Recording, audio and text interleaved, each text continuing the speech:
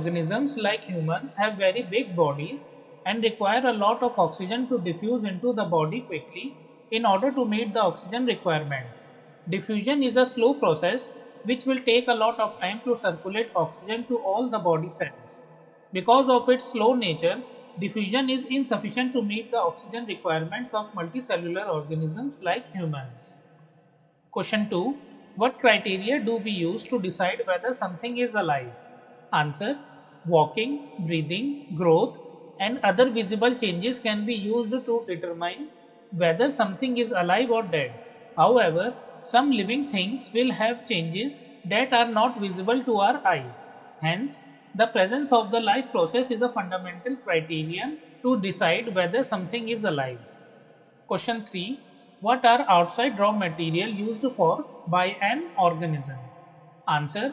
The outside raw material is used by organisms for food and oxygen. Raw materials requirement varies on the complexity of the organism and the environment it is living. Question 4. What processes would you consider essential for maintaining life? Answer. Life processes such as respiration, digestion, excretion, circulation, and transportation are essential for maintaining life. Friends, we have completed all these question answers. Now let's move on to the next questions. Question 1. What are the differences between autotrophic nutrition and heterotrophic nutrition? Answer. Autotrophic nutrition, organism prepares its food and is not dependent on any other organism. Heterotrophic nutrition, an organism that does not prepare its own food and is dependent on other organisms for food. Autotrophic nutrition, food is prepared from CO2, water and sunlight. Heterotrophic nutrition, food cannot be prepared from CO2, water or sunlight. Here CO2 is carbon dioxide. Autotrophic nutrition, chlorophyll is required for food preparation. Heterotrophic nutrition, chlorophyll is not required for food preparation. Autotrophic nutrition, green plants and certain bacteria have autotrophic modes of nutrition. Heterotrophic nutrition, all animals and fungi, most bacteria have heterotrophic modes of nutrition. Question 2. Where do plants get each of the raw materials required for photosynthesis? Answer. Plants require the following raw material for photosynthesis. A. CO2 is obtained from the atmosphere through stomata. B. Water is absorbed by plant roots from the soil. C. Sunlight is an essential raw material for photosynthesis. D. Nutrients are obtained by soil by plant roots. Question 3. What is the role of the acid in our stomach? Answer. HCl, that is hydrochloric acid, present in the stomach dissolves food particles and creates an acidic medium. In an acidic environment, protein digesting enzymes, pepsinogen, are converted into pepsin. HCl in the stomach also acts as a protective barrier against many disease-causing pathogens. Question 4. What is the function of digestive enzymes? Answer. Digestive enzymes break complex food molecules into simpler ones. This will make the food absorption process easy and effective. Absorbed food is transported to all parts of the body by the blood. Question 5. How is the small intestine designed to absorb digested food? Answer. The small intestine has small projections called microvilli, which increase the surface volume, making the absorption more effective. Within the villi, there are numerous blood vessels that absorb digested food and carry it to the bloodstream. Blood transports food to each part of our body. Friends, we have completed these question answers. Now let's move on to the next questions. Question 1. What advantage over an aquatic organism does a terrestrial organism have with regard to obtaining oxygen for respiration? Answer. Terrestrial organisms breathe by using atmospheric oxygen, whereas aquatic organisms take oxygen dissolved in water. The oxygen level is high in the atmosphere when compared to oxygen in the water. Hence, terrestrial organisms need not breathe fast to obtain oxygen, whereas aquatic organisms need to breathe faster to get the required oxygen. Question 2. What are the different ways in which glucose is oxidized to provide energy in various organisms? Answer.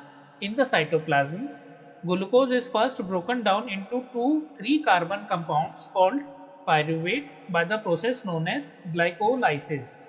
Further breakdown takes place in the different organisms by different processes. Question 3. How are oxygen and carbon dioxide transported in human beings? Answer.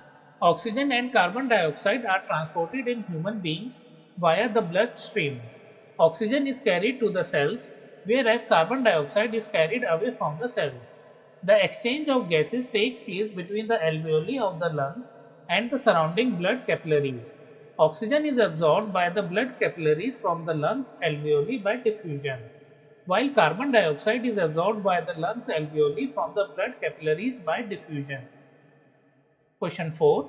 How are the lungs designed in human beings to maximize the area for the exchange of gases? Answer. The lungs are an important part of the body. The passage inside the lungs divided into smaller and smaller tubes, which finally terminate in balloon-like structures called alveoli. The alveoli provide a surface where the exchange of gases can take place. The walls of the alveoli usually contain an extensive network of blood vessels. We know that when we breathe in, we lift our ribs, flatten our diaphragm, and the chest cavity becomes larger. Because of this action, the air is sucked into the lungs and fills up the expanded alveoli. The blood brings the essential carbon dioxide from the rest of the body and supplies it to the alveoli. The oxygen in the alveolar air is taken up by the blood in the alveolar blood vessels to be transported to all other cells of the body. During the normal breathing cycle, when air is taken in and let out, the lungs always contain a residual volume of air so that there is sufficient time for oxygen to be absorbed and carbon dioxide to be released. Friends, we have completed these question answers. Now let's move on to the next questions. Question 1. What are the components of the transport system in human beings? What are the functions of these components? Answer. The heart, blood and blood vessels are the main components of the transport system in human beings. Functions of these components. First, heart. The heart pumps oxygenated blood throughout the body. It receives deoxygenated blood from the various body parts and sends impure blood to the lungs for oxygenation. Second, blood. Blood transports oxygen, nutrients, CO2 that is carbon dioxide and nitrogenous waste. Third, blood vessels. Blood vessels, arteries and veins carry blood to all parts of the body. Question 2.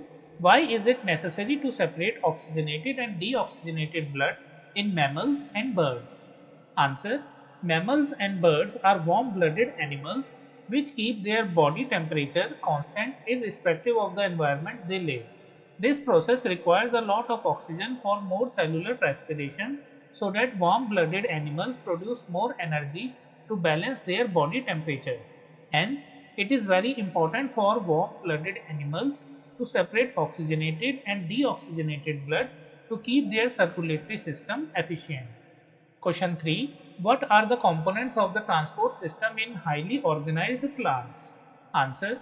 There are two types of conducting tissues in highly organized plants that carry out the transport system. First, xylem and second, phloem. Xylem conduct water and minerals from roots to the rest of the plant parts. Similarly, phloem transport food materials from the leaf to other parts of the plant. Question 4. How are water and minerals transported in plants? Answer. Xylem parts of the tracheids and vessels of roots, stems and leaves are interconnected to form a continuous system of water conducting channels that reaches all parts of the plant. Transpiration creates a suction pressure which forces water into the xylem cells of roots. After this, there will be a steady movement of water from the root xylem to all parts of the plant connected through interconnected water conducting channels. Question 5. How is food transported in plants? Answer. Food is transported in plants by a special organ called the phloem. Phloem transports food materials from leaves to different parts of a plant. Transportation of food in phloem is achieved by the expenditure of energy from ATP, adenosine triphosphate. This increases osmotic pressure in the tissue, causing water to move. This pressure moves material in the phloem to the tissues with less pressure. This helps in the transportation of food materials as per the needs. Example, sucrose. Friends, we have completed these question answers. Now let's move on to the next questions. Question 1. Describe the structure and functioning of nephrons. Answer. Nephrons are the filtration units of the kidney, which are large in numbers. Some substances in the initial filtrate, such as glucose, amino acids, salts, and a major amount of water, are selectively reabsorbed as the urine flows along the tube. The main components of nephron are glomerulus, Bowman's capsule, long renal tube. Functioning of nephron. The blood enters the kidney through the renal artery, which branches into many capillaries associated with the glomerulus. The water and solute are transferred to the nephron at Bowman's capsule. In the proximal tubule, substances such as amino acids, glucose, and salt are selectively reabsorbed, and unwanted molecules are added to the urine. The filtrate then moves down into the loop of Henle, where more water is absorbed. From here, the filtrate moves upwards into the distal tubule and finally to the collecting duct. The collecting duct collects urine from many nephrons.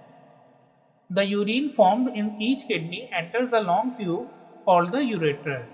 From the ureter, it gets transported to the urinary bladder and then into the urethra. Question 2. What are the methods used by plants to get rid of excretory products? Answer. Plants can get rid of excess water by transpiration. For other ways, plants use the fact that many of their tissues consist of dead cells and that they can even lose some parts such as leaves. Many plant waste products are stored in cellular vacuoles. Waste products may be stored in leaf that fall off. Other waste products are stored as resins and gums, especially in old xylem. Plants also excrete some waste substances into the soil around them. Question 3. How is the amount of urine produced regulated? Answer. The amount of urine produced depends on the amount of excess water and dissolved waste present in the body. Other factors may be the environment and the ADH hormone, which regulates the production of urine. Friends, we have completed all these question answers. Now let's move on to the next question answer, that is exercise. Exercise. Question 1. The kidneys in human beings are a part of the system for? Answer. The answer is C. Excretion. The excretory system of human beings, figure 5.13, includes a pair of kidneys, a pair of ureters, a urinary bladder, and a urethra. Kidneys are located in the abdomen, one on either side of the backbone. Urine produced in the kidneys passes through the ureters into the urinary bladder, where it is stored until it is released through the urethra. Question 2. The xylem in plants is responsible for? Answer. In plants, the xylem is responsible for the transport of water. Hence, the answer is A. Transport of water. Question 3. The autotrophic mode of nutrition requires? Answer. The autotrophic mode of nutrition requires carbon dioxide, water, chlorophyll, and sunlight for the preparation of food. Hence, the answer is D. All of the above. This one. Question 4. The breakdown of pyruvate to give carbon dioxide, water, and energy takes place in? Answer. The breakdown of pyruvate to give carbon dioxide, water, and energy takes place in mitochondria. Hence, the answer is B. Mitochondria. Question 5. How are fats digested in our bodies? Where does this process take place? Answer. The small intestine is the place for the complete digestion of carbohydrates, fats, and proteins.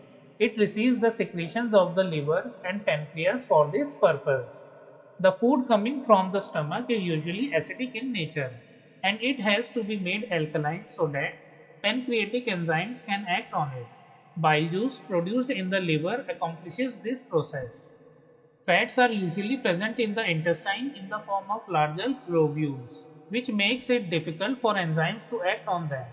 The bile salts help in breaking down larger globules into smaller globules. The pancreas helps in secreting pancreatic juice, which contains enzymes like trypsin for digesting proteins and lipase for breaking down emulsified fats.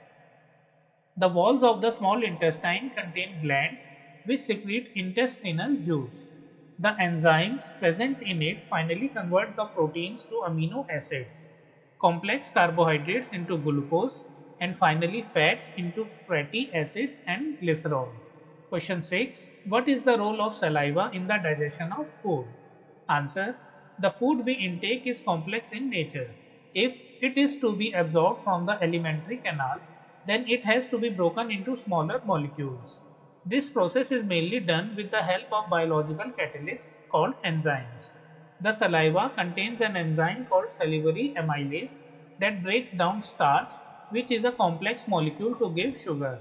The food is mixed thoroughly with saliva and moved around the mouth while chewing the muscular tongue. Hence, saliva plays a pivotal role in the digestion and absorption of food. Question 7. What are the necessary conditions for autotrophic nutrition and what are its byproducts? Answer. The energy and carbon requirements of the autotrophic organism are obtained by the process of photosynthesis. It is defined as the process by which autotrophs take in substances from the outside surroundings and convert them into stored form of energy. This substance is taken in the form of carbon dioxide and water, which are converted into carbohydrates in the presence of sunlight and chlorophyll. The main purpose of carbohydrates is to provide energy to the plant. The carbohydrates are not utilized immediately, but they are stored in the form of starch, which serves as an internal energy reserve. Question 8. What are the differences between aerobic and anaerobic respiration? Name some organisms that use the anaerobic mode of respiration. Answer. Aerobic respiration.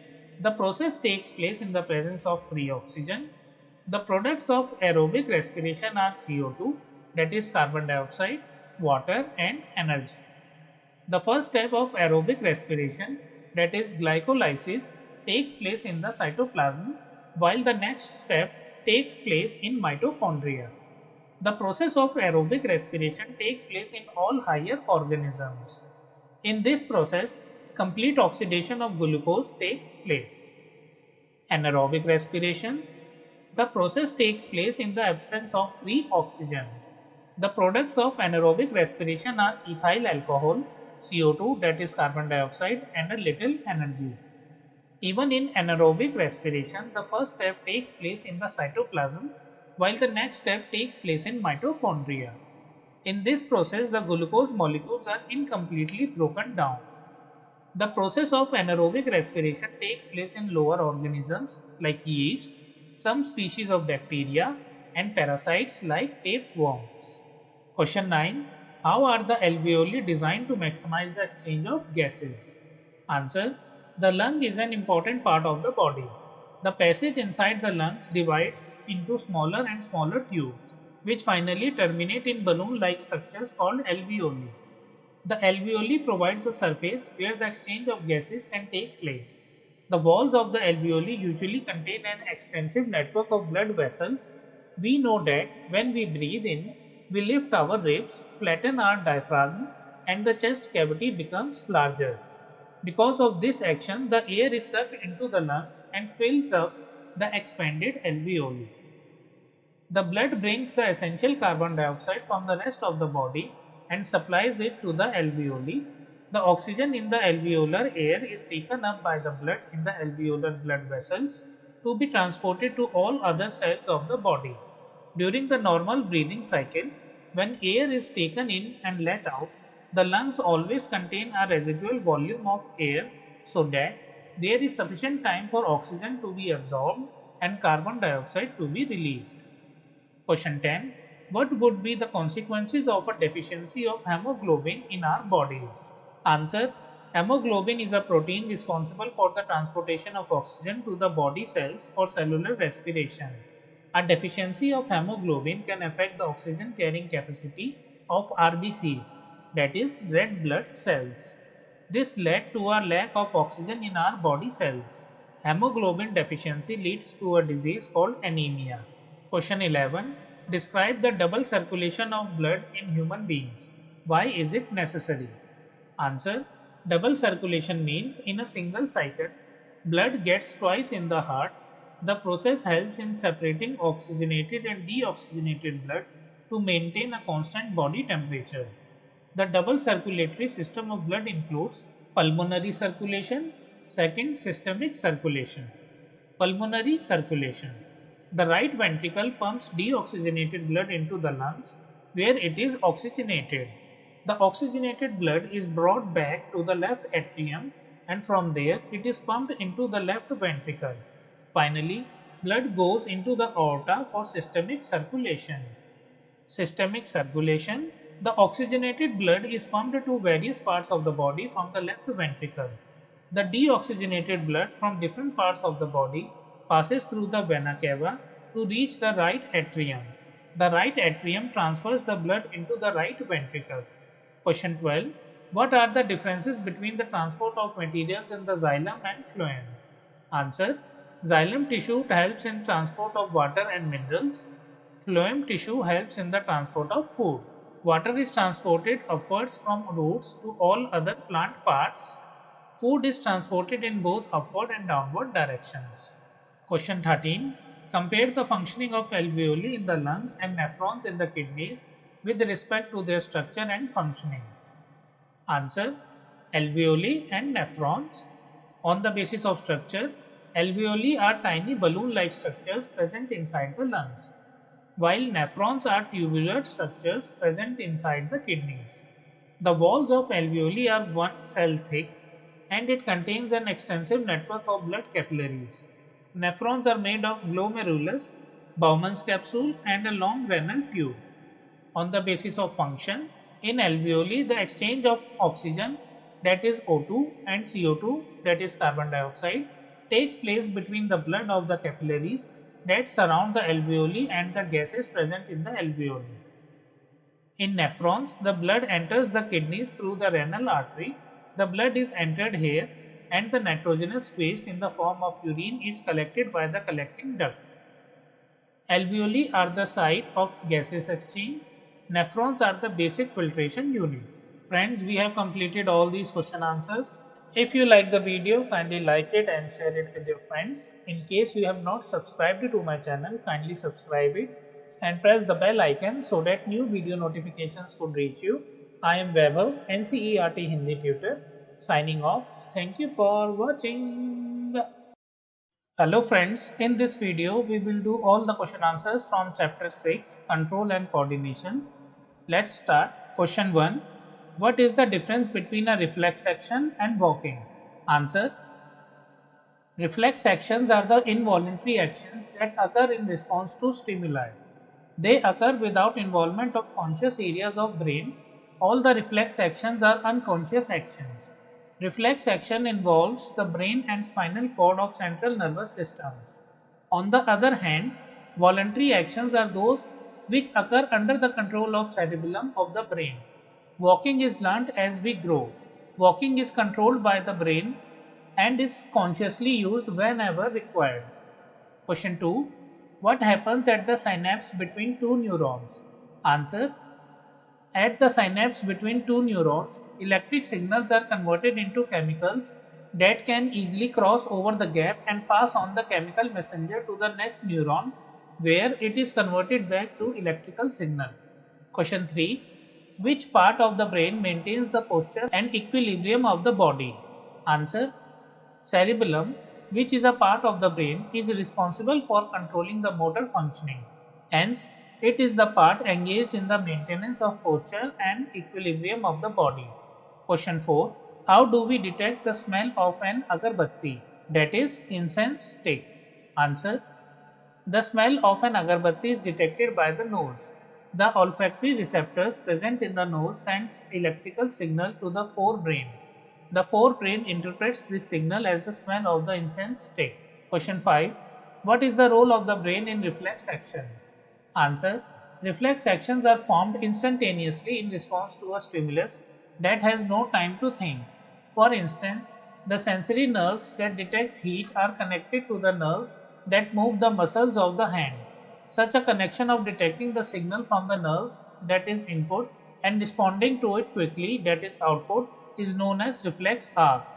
Reflex action are generated in spinal cord and the information also reaches brain. This helps the brain to record this event and remember it for future use. Brain helps the person to get awareness of the stimulus and prevent the danger posed by the situation in the future. Friends, we have done all these question answers. Now let's move on to the next questions. Question 1. What are plant hormones? Answer.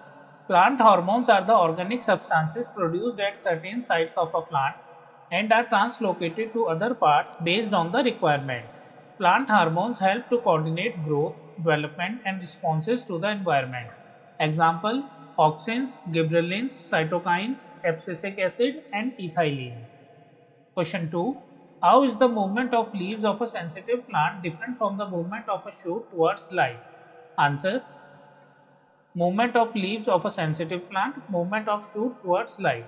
First, it does not depend on the direction of stimulus applied. Depends on the direction of stimulus applied. Second, nastic movement and other tropic movement. Third, touch is the stimulus, other light is the stimulus.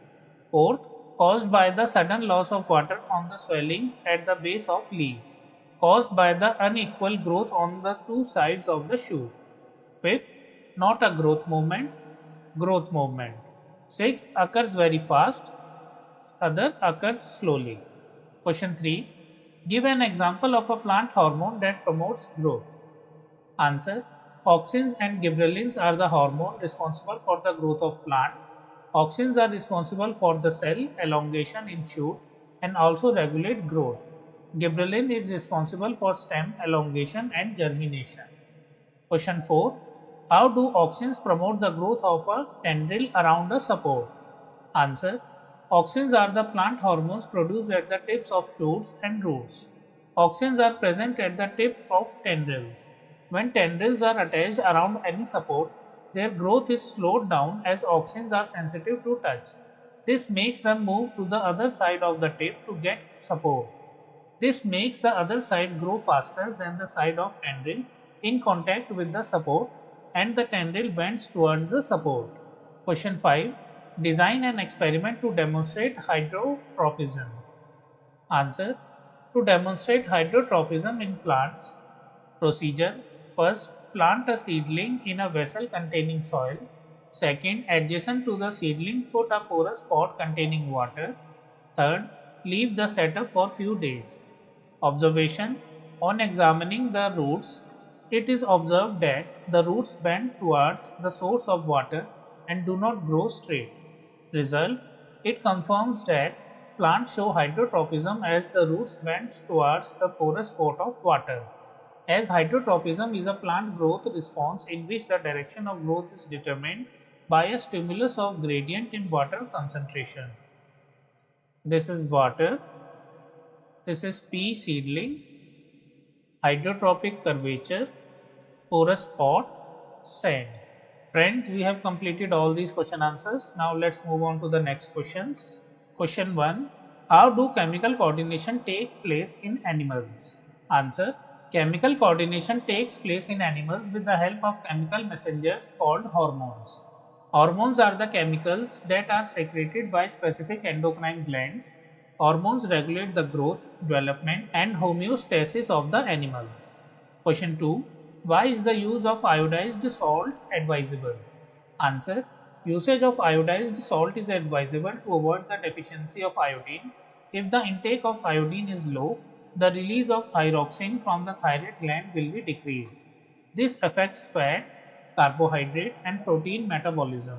Thus, a person may have goiter if the intake of iodine is lower. Question 3. How does our body respond when adrenaline is secreted into the blood? Answer. Adrenaline is a hormone secreted when a person is frightened or mentally disturbed. When adrenaline reaches the heartbeat will increase to increase blood supply to our muscles. Adrenaline also increases the breathing rate because of contraction of diaphragm and the rib muscles.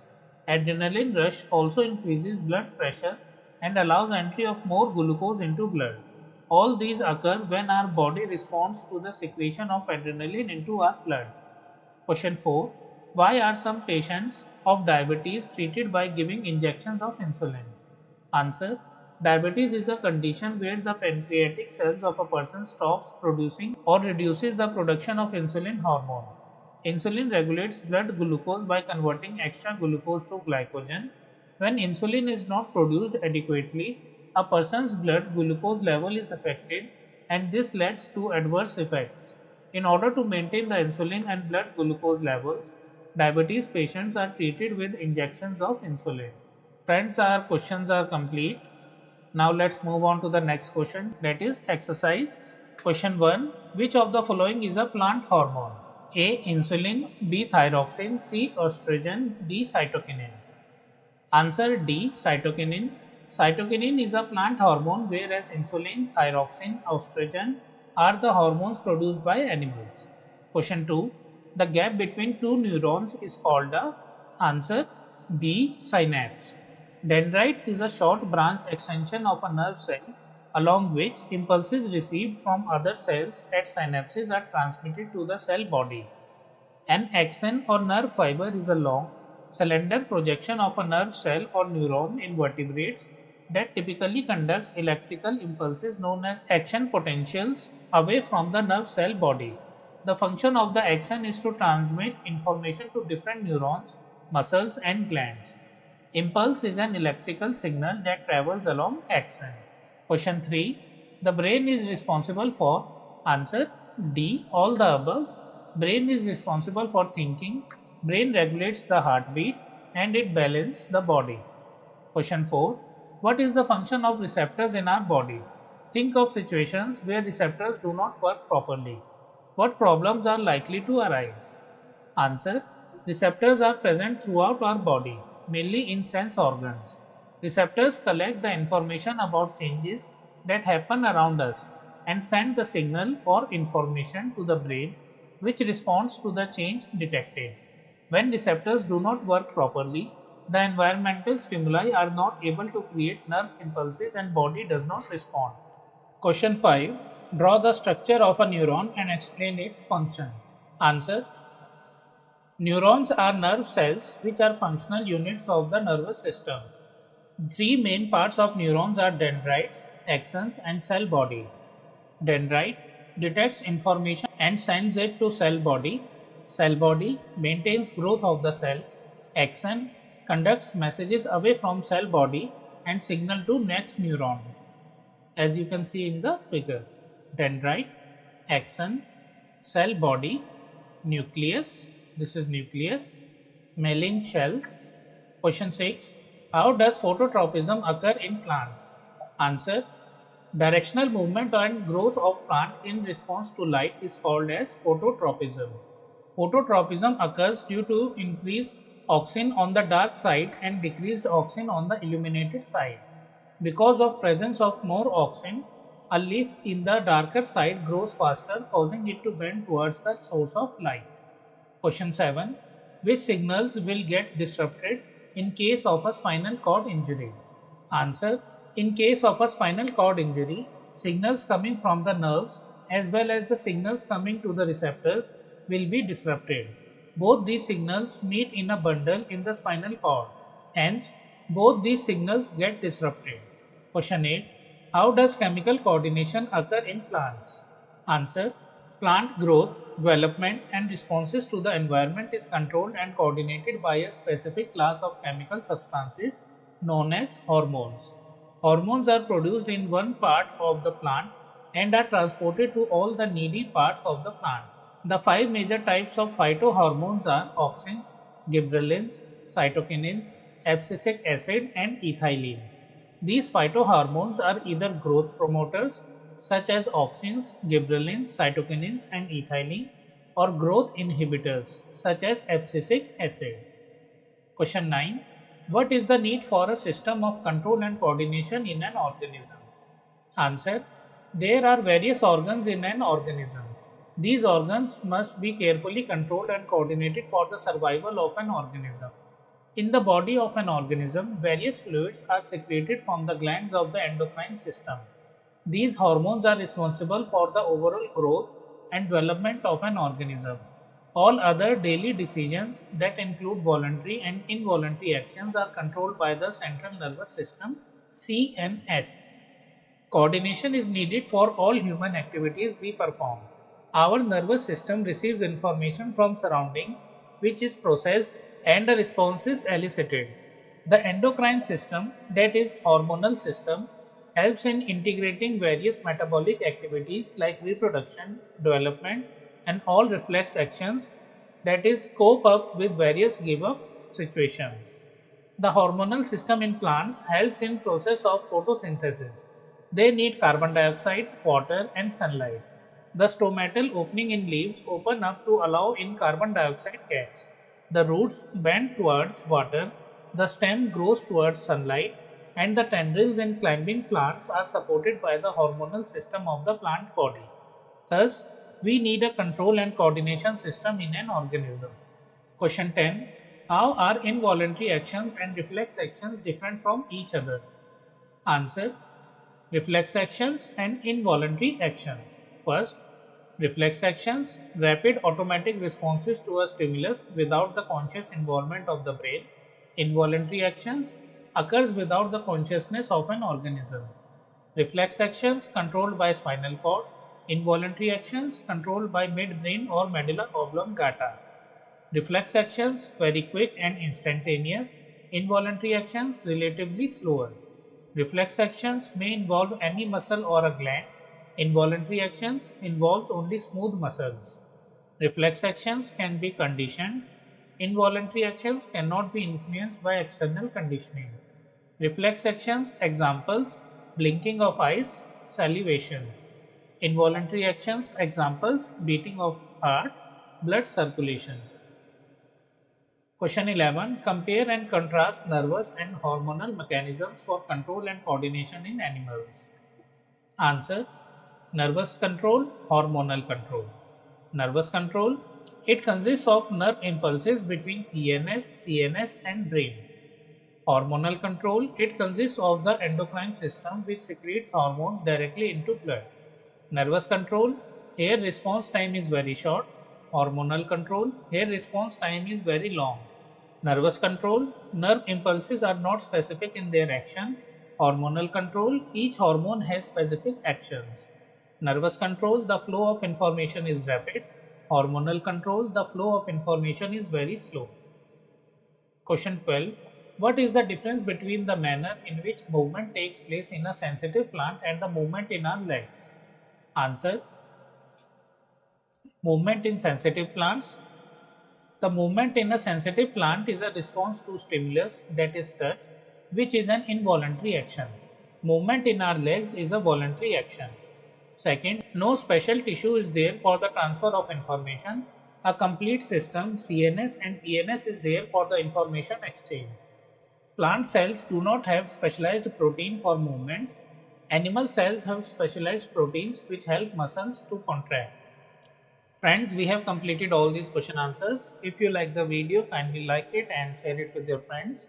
In case you have not subscribed to my channel, kindly subscribe it and press the bell icon so that new video notifications would reach you. I am Vaibhav, NCERT Hindi tutor, signing off. Thank you for watching. Hello friends, in this video we will do question answers from chapter 7.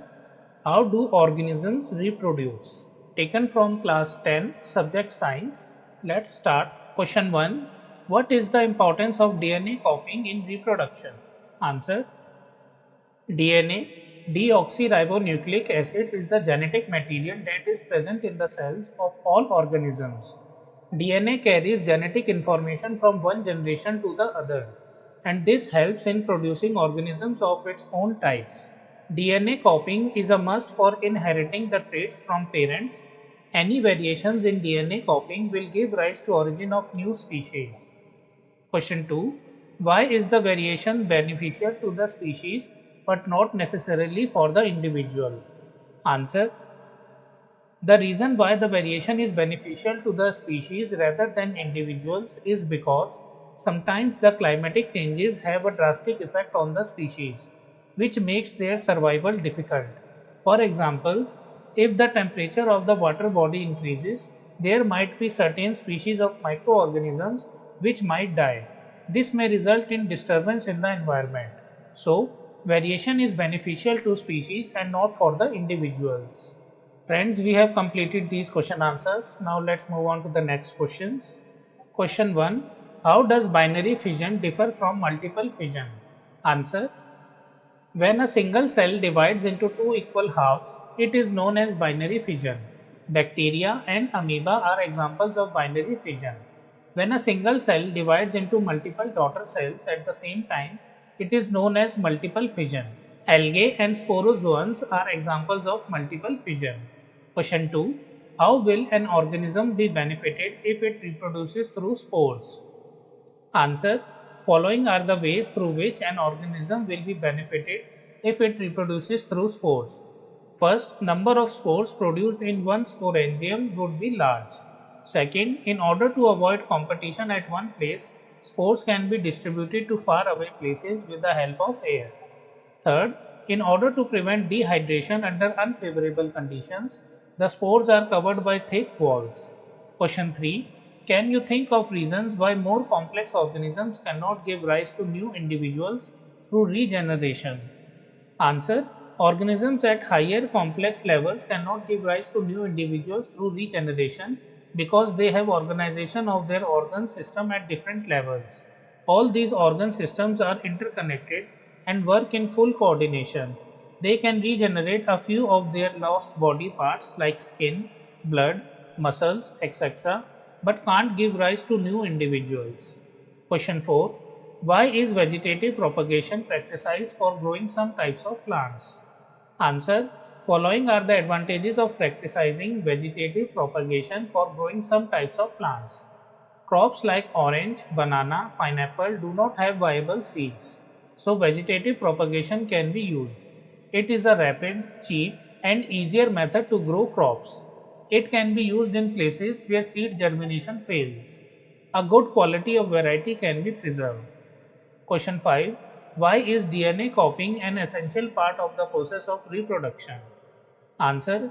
DNA copying is an essential part of the process of reproduction because it carries the genetic information from the parents to offspring.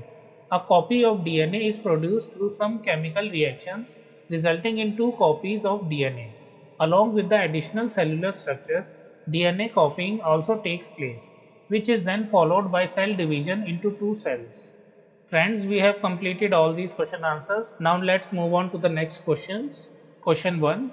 How is the process of pollination different from fertilization? Answer. Pollination is defined as the process of transfer of pollens from anther to stigma. The process takes place with the help of pollinators like air, water, and some insects. Fertilization is defined as the fusion of male and female gametes. It takes place in the ovule and leads to the formation of zygote. Question 2. What is the role of the seminal vesicles and the prostate gland? Answer. Lubrication of sperms and providing of a fluid medium for the easy transportation of sperms takes place with the help of secretions from the seminal vesicles and the prostate gland. These secretions also provide nutrients in the form of fructose, calcium, and some enzymes. Question 3. What are the changes seen in girls at the time of puberty? Answer. Following are the changes seen in girls at the time of puberty. First, hair growth appears in genital area. Second, hair growth in other areas like underarms, face, hands, and legs. Third, the size of uterus and ovary increases. Fourth, the size of the breast increases, followed by darkening of the nipple skin that is present at the tip of the breast. Fifth, beginning of menstrual cycle. And last, appearance of pimple as there is more oil secretion from the skin. Question 4. How does the embryo get nourishment inside the mother's body? Answer. The lining of the uterus thickens after fertilization. The blood flow is good so as to nourish the growing embryo. Placenta is a special tissue which is embedded in the uterine wall and helps the embryo get the nourishment from the mother's tissue. Placenta has villi on the embryo side and blood space on the mother's side. This spacing provides a large area between the mother and the embryo and also for waste removal. Question 5.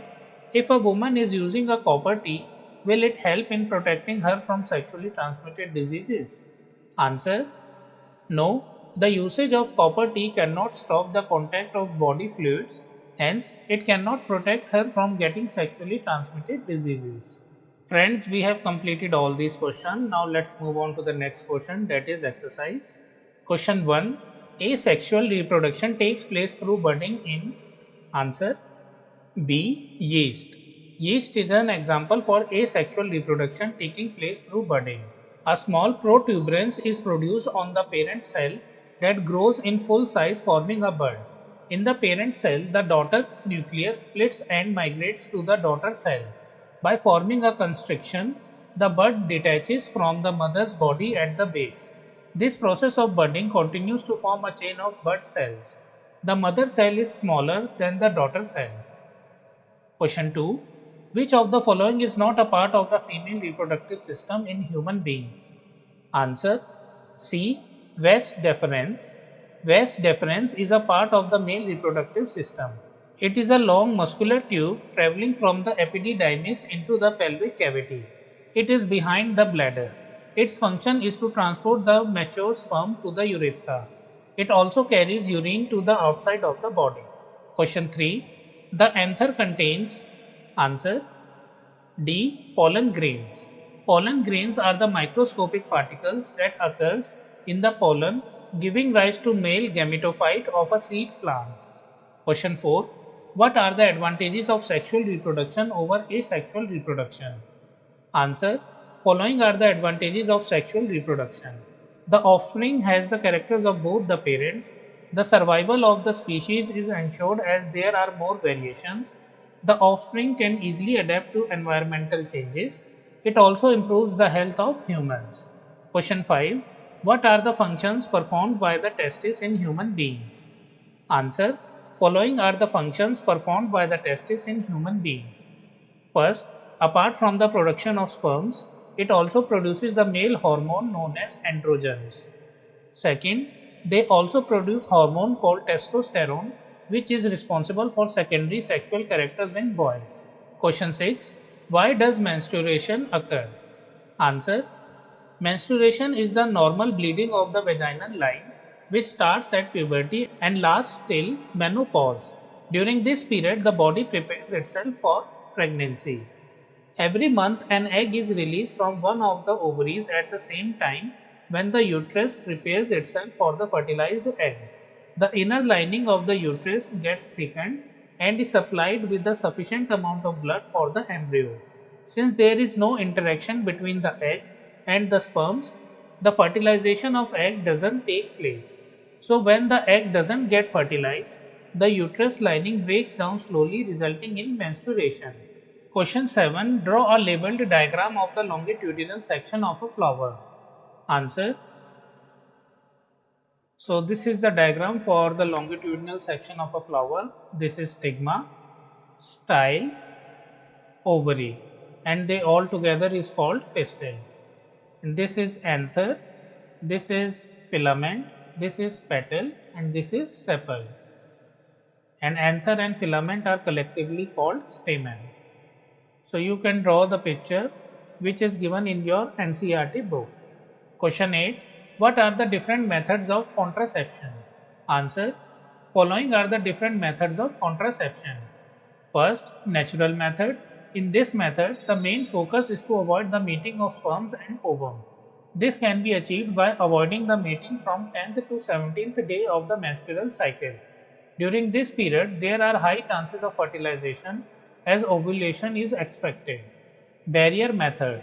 In this method, the meeting of sperms and ovum is avoided by using a barrier. These barriers are available for males as well as for females.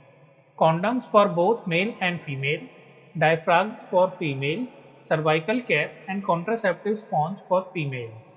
Oral contraceptives. In this method, pills are taken orally. These pills contain small portion of hormones that block the eggs so that fertilization doesn't take place. Implants and surgical method.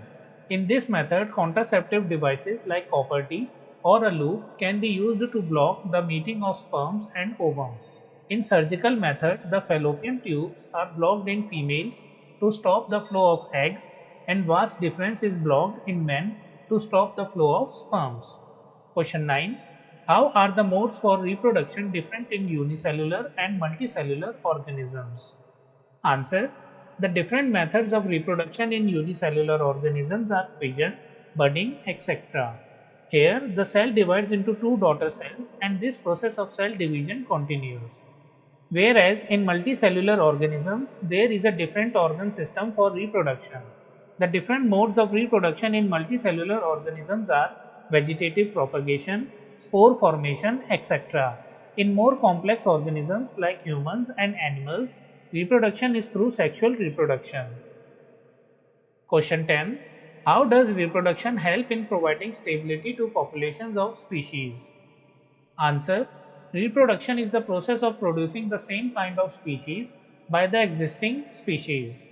This is done so as to maintain the population of dead species and also to take forward their species to the next generations.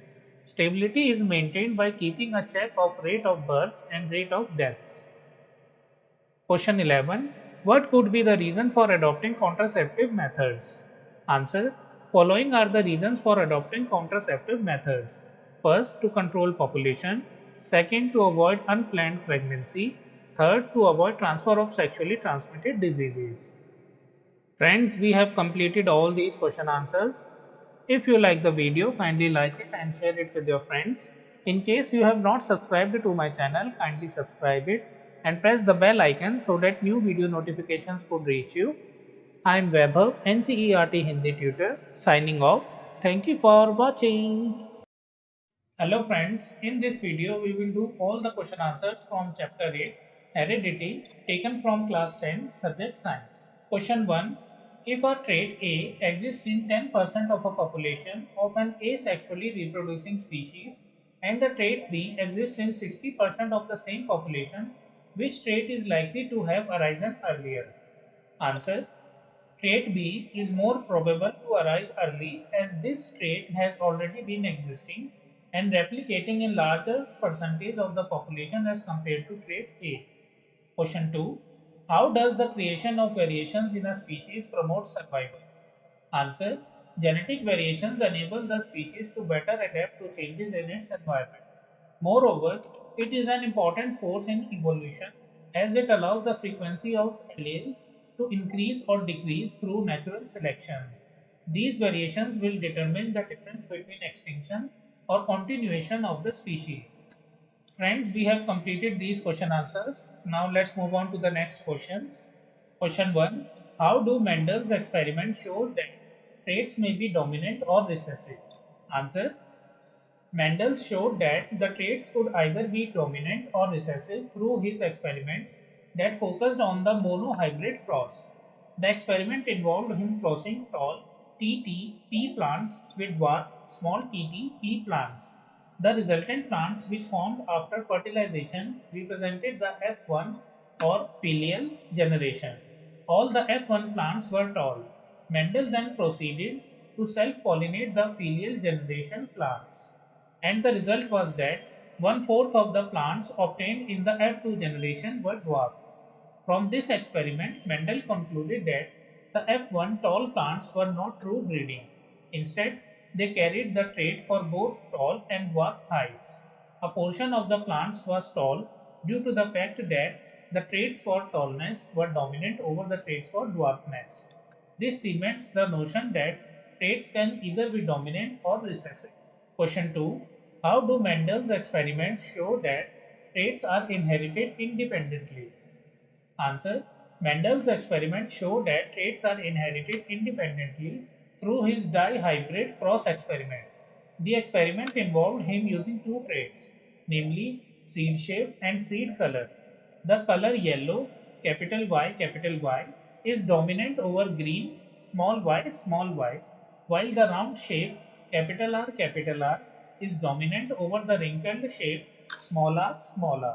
The F2 progeny of the dihybrid cross resulted in a phenotypic ratio 9:3:3:1 Therefore, 9 plants with round yellow, that is capital R, capital Y seeds, 3 plants with the round green, capital R, small y seeds, and 3 plants with wrinkled yellow, small r, capital Y seeds, and 1 seed with wrinkled green seeds, small y.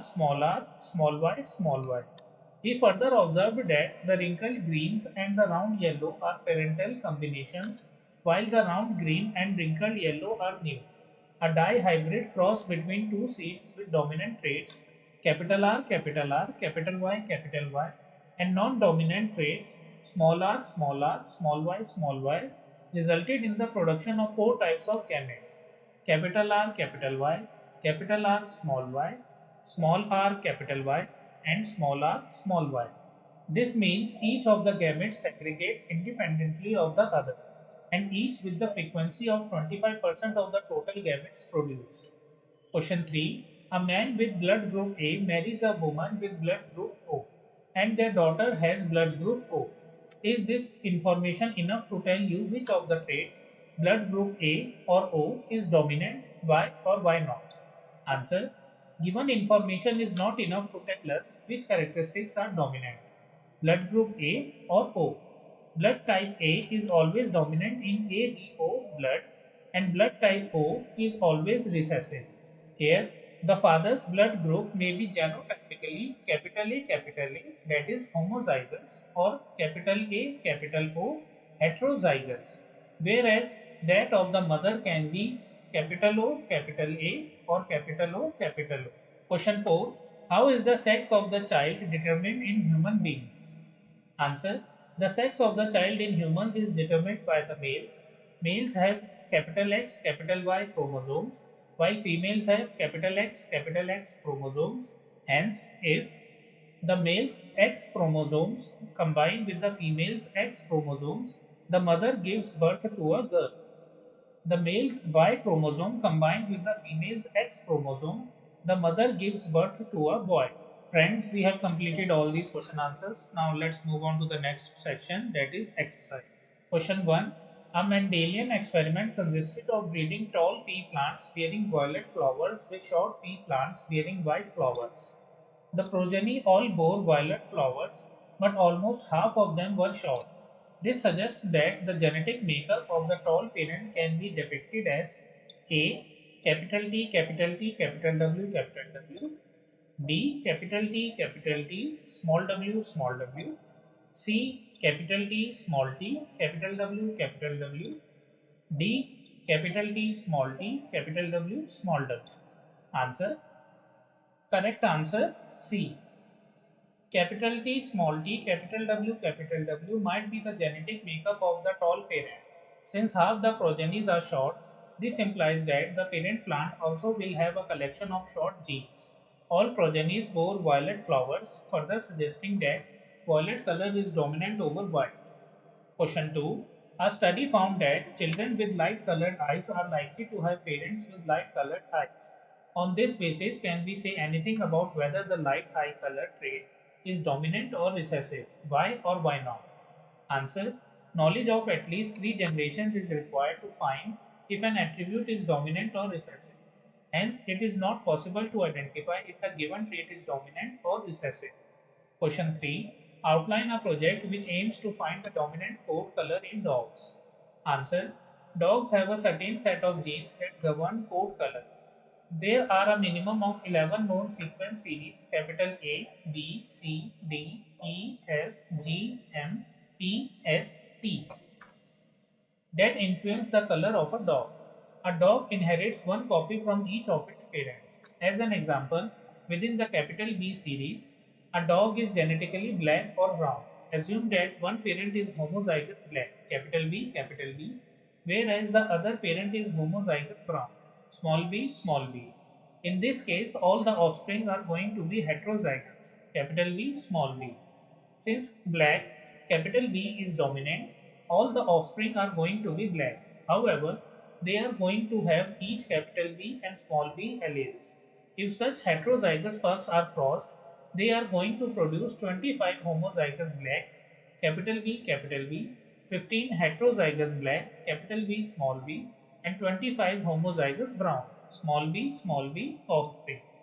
Question 4. How is the equal genetic contribution of male and female parents ensured in the progeny?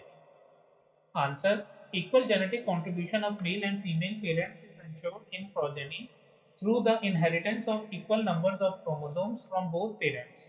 There are 23 pairs of chromosomes, but not all are paired. The 22 pairs are called autosomes, while the remaining one pair is called the sex chromosome, represented as capital X and capital Y. Females have two sets of capital X chromosomes, while males have one capital X chromosome and one capital Y chromosome. During the process of reproduction, fertilization takes place where the male gametes fuse with the female gamete, and it results in the formation of a diploid zygote. Furthermore, the zygote receives an equal contribution of genetic material from both parents. The male contributes 22 autosomes plus 1 capital X or capital Y chromosome. The female contributes 22 autosomes plus 1 capital X chromosome. Friends, we have completed these question answers.